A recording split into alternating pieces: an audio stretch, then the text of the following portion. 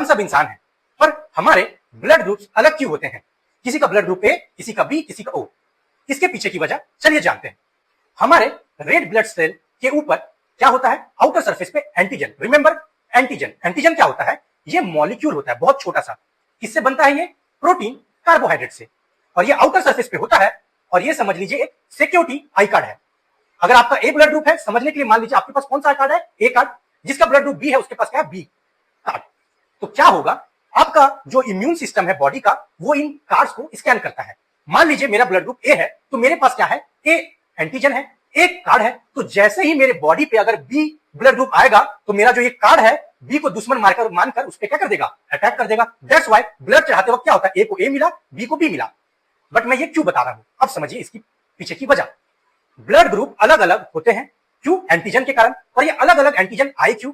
देखिए, इंसानियत ने, जो हम इवोल्यूशन देखेंगे, हमारे एंसेस्टर्स जो थे, उन्होंने बहुत सारे वायरसेस और पैथोजन तक क्या है से लड़ा है।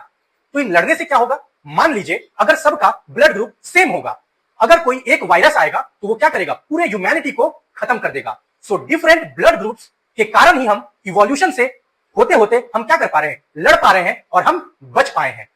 और क्लियर कर देता हूं, साइंटिफिकली ये पाया गया कि जिसका ब्लड ग्रुप ओ होता है, उसके पास एक एडवांटेज होता है सीवियर मलेरिया से लड़ने का, मतलब उसे बेनिफिट होता है। सिमिलरली अगर ब्लड ग्रुप ए है, तो आपको कोलेरा से लड़ने में एक इवोल्यूशनरी एडवांटेज मिलेगा। अगर आपका बी है, तो आपको स्मॉल पॉक्स से लड़ने में एडवांटेज मिलेगा। इसका मतलब समझते हैं कि इवोल्यूशन के कारण डिफरेंट ब्लड ग्रुप हुए, ताकि हम ह्यूमैनिटी बच सके। तो पहले एक ही ब्लड ग्रुप था, क्या साइंटिस्ट ने माना? A blood group. फिर A blood group millions of years में क्या हुआ? हमारे जीन में चेंजेस आए, और वो ब्लड ग्रुप, फिर दूसरा ब्लड ग्रुप कौन बनता है? ओ बना। फिर क्या बना? ओ के बाद बी बना।